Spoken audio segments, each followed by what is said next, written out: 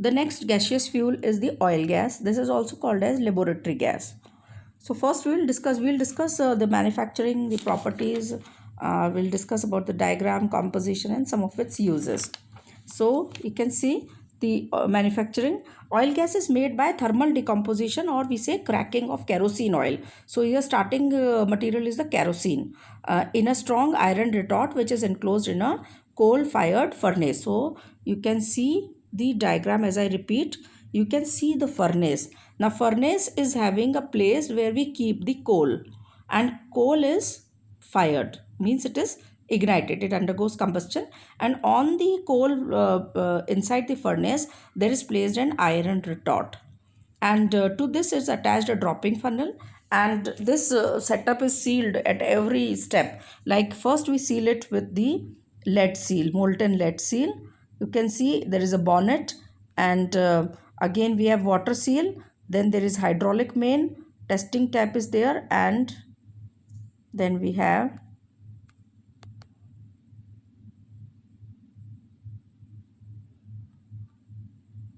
the gas holders. So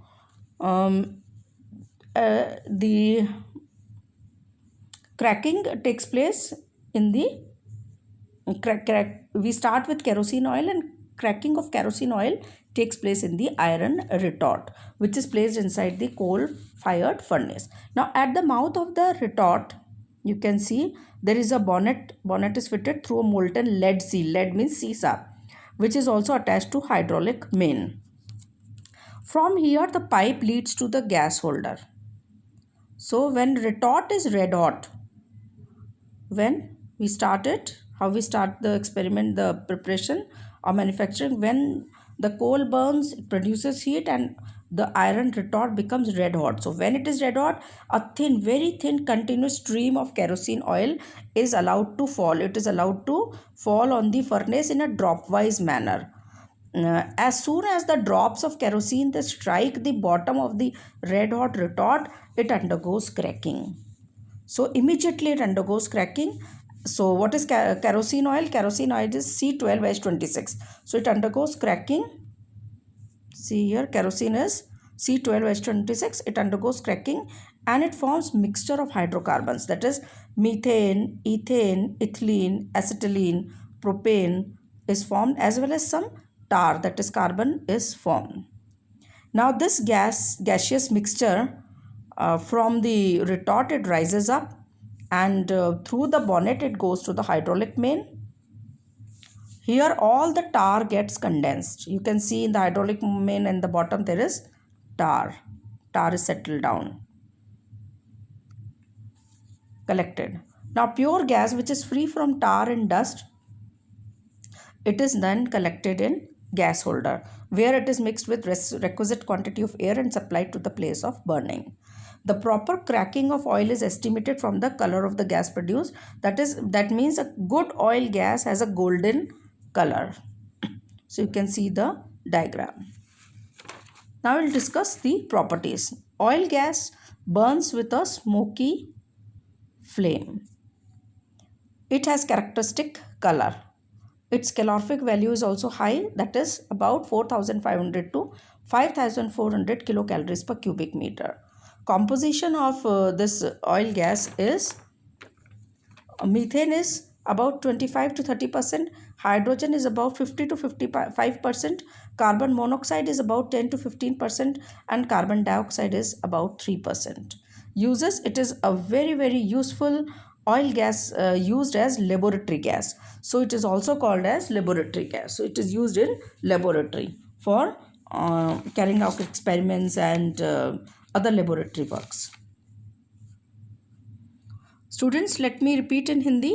यहाँ पर gaseous fuel में हम दूसरी वाली गैशियस ऑयल फ्यूल पढ़ रहे हैं जिसका नाम है ऑयल गैस. ये बहुत ही इसको हम एक और नाम से जानते हैं और बहुत ही फेमस नाम है, वो है लेबोरेटरी गैस इसको, क्योंकि ये लेबोरेटरीज़ में यूज़ में आती है. तो सबसे पहले हम इसका मैन्युफैक्चरिंग पढ़ेंगे, और यहाँ मैं बता दूँ मैन्युफैक्चरिंग के लिए सेटअप अभी हम डिस्कस करेंगे। तो मैन्युफैक्चरिंग इसकी स्टार्ट होती है केरोसिन से। तो आप देख सकते हैं C12H26 होता है केरोसिन। तो केरोसिन क्योंकि C12 हाइड्रोकार्बन है, इसको हम लेकर आते हैं स्मॉलर हाइड्रोकार्बन्स में। तो इस फिनोमिना को क्रैकिंग कहते हैं। तो क्रैकिंग के लिए हाई टेम्परेचर चाहिए, और जो हाइड्रोकार्बन का मिक्सचर हमको मिलता है वो है methane, ethane, ethylene, acetylene, propane और बाकी बचा हुआ कार्बन, जो कि टार का रूप ले लेता है। टार यानी कि एक गाढ़ा काला चिपचिपा पदार्थ होता है। तो सेटअप के लिए अब हम आगे बढ़ते हैं। मैन्युफैक्चरिंग के लिए आप देख सकते हैं सबसे पहले यहाँ पे एक फर्नेस है। इस फर्नेस में कोयला रखा हुआ है। कोयला कंबस्टन होता है, इग्नाइट होता है, हीट एनर्जी प्रोड्यूस होती है। और इसी फर्नेस के अंदर एक लोहे का रिटॉर्ट है, बहुत बड़ा। अब इसको हम कनेक्ट करते हैं ऊपर से ड्रॉपिंग फनल से, और लोहे के रिटॉर्ट को हमने सील कर रखा है जिससे कोई भी गैस इधर एस्केप ना हो, क्योंकि इसमें आग लगने का खतरा हो सकता है। इसलिए इसको हम पिघले हुए लेड से इसको चारों तरफ से बंद कर देते हैं, जिससे कोई भी गैस लीकेज ना हो सके, मैन्युफैक्चरिंग के दौरान किसी भी प्रकार का लीकेज ना हो। और ये सील जो रिटॉर्ट है बॉनेट से कनेक्टेड है। तो बॉनेट और रिटॉर्ट के बीच में जो कास्ट आयरन का बना हुआ होता है रिटॉर्ट लोहे का, उसके बीच में मोल्टेन लेड पिघले हुए शीशे की सील कर दिया है हमने। अब बॉनेट का जितने भी जॉइंट्स होंगे वो सब सील किए जाते हैं, यानी कि अगर पहला कोई बेंड आ रहा है, मोड़ आ रहा है, तो वो भी वाटर सील होगी। और इस प्रकार ये हाइड्रोलिक मेन से कनेक्टेड रहता है। हाइड्रोलिक मेन फिर बाकी के होल्डर्स के जो पाइप्स होते हैं उनसे कनेक्टेड होता है। तो स्टार्ट करने के लिए ये जो आयरन का रिटॉर्ट होता है ये ड्रॉपिंग फनल से कनेक्टेड होता है। ड्रॉपिंग फनल में हम काफ़ी ऊंचा होता है ड्रॉपिंग फनल, इसमें हम केरोसिन ऑयल भर लेते हैं। तो यहाँ पर जैसे ही कोल जलेगा, भट्टी गर्म होगी फर्नेस, और बहुत हाई टेम्परेचर पहुँचेगा, तो आयरन रिटॉर्ट जो है कास्ट आयरन का लोहे का बना होता है, ये बहुत ही तप जाता है, गर्म हो जाता है।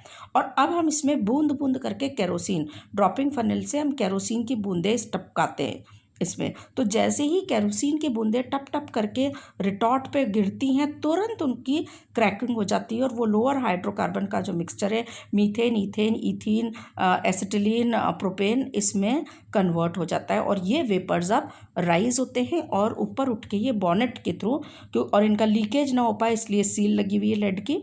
अब ये बॉनेट के थ्रू वाटर सील से होते हुए और ये हाइड्रोलिक मेन में जाते हैं। तो हाइड्रोलिक मेन में पानी है, तो पाइप पूरी तरह से पानी में डूबा हुआ है।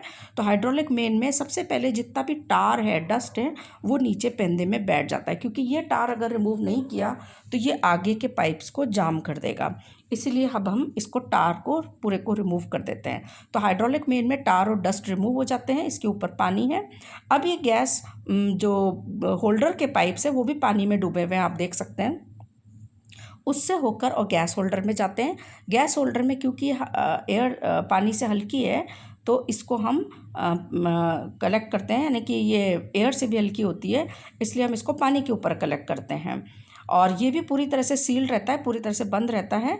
और हम इसको कलेक्ट करने से पहले चाहें तो टेस्टिंग टैप्स होते हैं, टेस्टिंग भी कर लेते हैं कि किस प्रकार का इसमें क्रैकिंग हुआ है, कैसी हमें ऑयल गैस प्राप्त हुई है। और उसके बाद जब कभी भी हमें इसको लेबोरेटरी में ज़रूरत होती है, हम इसको एयर के साथ मिक्स करके यूज़ में ले सकते हैं। तो अब हम पढ़ते हैं कुछ इसकी प्रॉपर्टीज़ के बारे में। तो ऑयल गैस धुआं देती हुई फ्लेम के साथ जलती है, it Burns with smoky flame. और इसकी एक विशिष्ट रंग होता है इसमें, जैसे मैंने बताया गोल्डन कलर की फ्लेम से जलती है ये। इसकी कैलोरीफिक वैल्यू भी हाई होती है, 4500 से 5400 kilo calories per metre cube. Composition में इसमें मुख्यतः 3-4 गैसेस का मिक्सचर है ये। सबसे मुख्यतः तो इसमें मीथेन होता है 25 से 30%, और हाइड्रोजन भी होता है 50 से 55%। कार्बन मोनोऑक्साइड होती है इसमें 10 से 15%, और बाकी कार्बन डाइऑक्साइड 3%। और ये इसका यूज़ है कि ये एक लेबोरेटरी गैस के रूप में अपनी विशिष्टता रखती है। और इसकी अपनी एक गोल्डन कलर की पीला कलर होता है जिससे कि ये जलती है।